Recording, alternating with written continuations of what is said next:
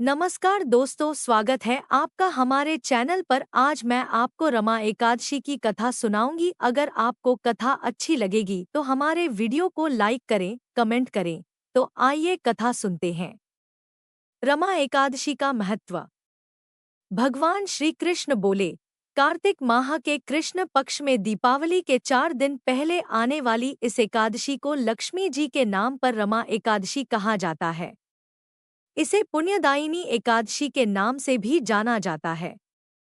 इसके प्रभाव से ब्रह्महत्या जैसे महापाप भी दूर हो जाते हैं। यह बड़े बड़े पापों का नाश करने वाली है। इसका माहात्म्य मैं तुमसे कहता हूँ, ध्यानपूर्वक सुनो। रमा एकादशी व्रत कथा।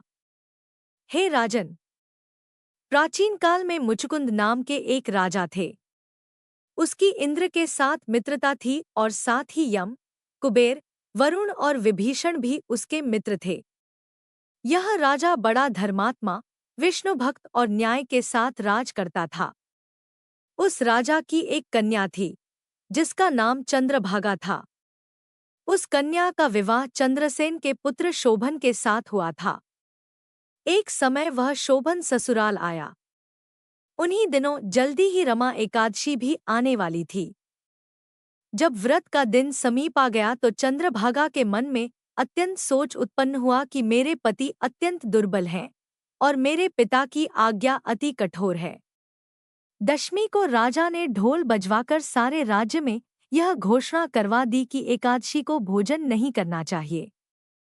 ढोल की घोषणा सुनते ही शोभन को अत्यंत चिंता हुई और अपनी पत्नी से कहा कि हे प्रिये, अब क्या करना चाहिए? मैं किसी प्रकार भी भूख सहन नहीं कर सकूंगा। ऐसा उपाय बतलाओ कि जिससे मेरे प्राण बच सकें, अन्यथा मेरे प्राण अवश्य चले जाएंगे। चंद्रभागा कहने लगी कि हे स्वामी, मेरे पिता के राज में एकादशी के दिन कोई भी भोजन नहीं करता। हाथी, घोड़ा, ऊंट, बिल्ली, गौ आदि भी तृण, अन्न, जल आदि ग्रहण नहीं कर सकते। फिर मनुष्य का तो कहना ही क्या है। यदि आप भोजन करना चाहते हैं तो किसी दूसरे स्थान पर चले जाइए, क्योंकि यदि आप यहीं रहना चाहते हैं तो आपको अवश्य व्रत करना पड़ेगा। ऐसा सुनकर शोभन कहने लगा कि हे प्रिये, मैं अवश्य व्रत करूंगा। जो भाग्य में होगा वह देखा जाएगा। इस प्रकार से विचार कर शोभन ने व्रत रख लिया और वह भूख व प्यास से अत्यंत पीड़ित होने लगा। जब सूर्य नारायण अस्त हो गए और रात्रि को जागरण का समय आया, जो वैष्णवों को अत्यंत हर्ष देने वाला था, परंतु शोभन के लिए अत्यंत दुखदायी हुआ। प्रात काल होते शोभन के प्राण निकल गए। तब राजा ने सुगंधित काष्ठ से उसका दाह संस्कार करवाया, परंतु चंद्रभागा ने अपने पिता की आज्ञा से अपने शरीर को दग्ध नहीं किया और शोभन की अंत्येष्टि क्रिया के बाद अपने पिता के घर में ही रहने लगी। रमा एकादशी के प्रभाव से शोभन को मंदराचल पर्वत पर धनधान्य से युक्त तथा शत्रुओं से रहित एक सुंदर देवपुर प्राप्त हुआ।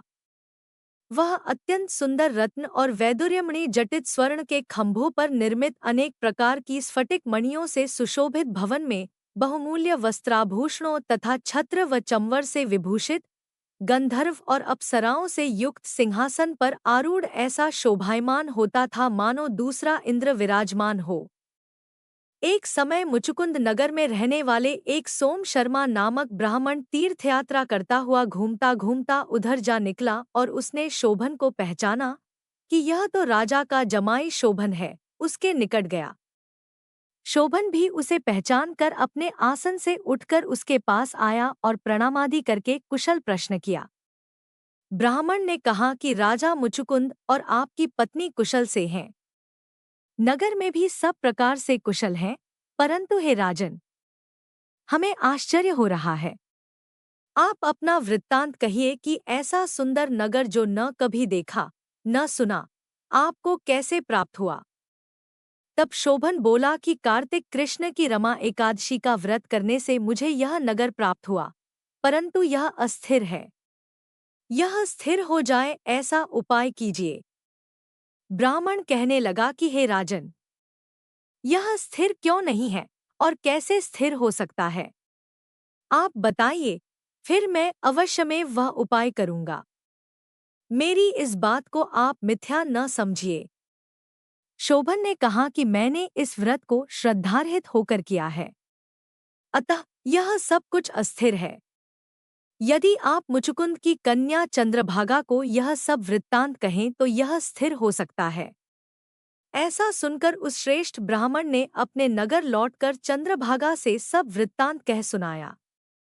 ब्राह्मण के वचन सुनकर चंद्रभागा बड़ी प्रसन्नता से ब्राह्मण से कहने लगी कि हे ब्राह्मण, ये सब बातें आपने प्रत्यक्ष देखी हैं या स्वप्न की बातें कर रहे हैं? ब्राह्मण कहने लगा कि हे पुत्री, मैंने महावन में तुम्हारे पति को प्रत्यक्ष देखा है। साथ ही किसी से विजय न हो ऐसा देवताओं के नगर के समान उनका नगर भी देखा है। उन्होंने यह भी कहा कि यह स्थिर नहीं है।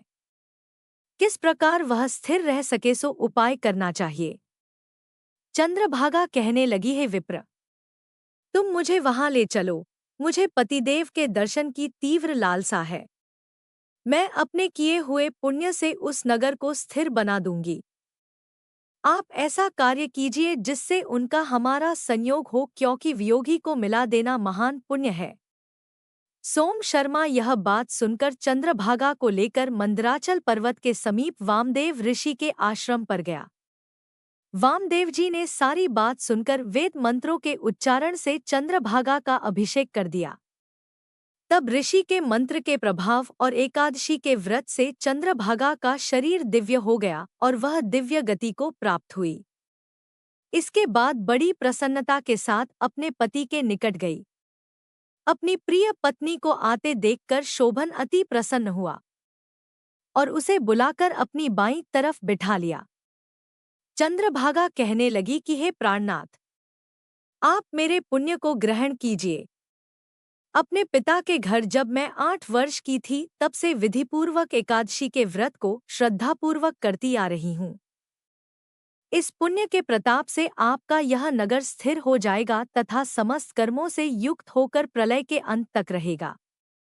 इस प्रकार चंद्रभागा ने दिव्य आभूषणों और वस्त्रों से सुसज्जित होकर अपने पति के साथ आनंदपूर्वक रहने लगी। हे राजन, यह मैंने रमा एकादशी का माहात्म्य कहा है। जो मनुष्य इस व्रत को करते हैं उनके ब्रह्मा हत्यादि समस्त पाप नष्ट हो जाते हैं। कृष्ण पक्ष और शुक्ल पक्ष दोनों ही एकादशियां समान हैं, इनमें कोई भेदभाव नहीं है। दोनों समान फल देती हैं। जो मनुष्य इस माहात्म्य को पढ़ते अथवा सुनते हैं वे समस्त पापों से छूटकर विष्णुलोक को प्राप्त होता है।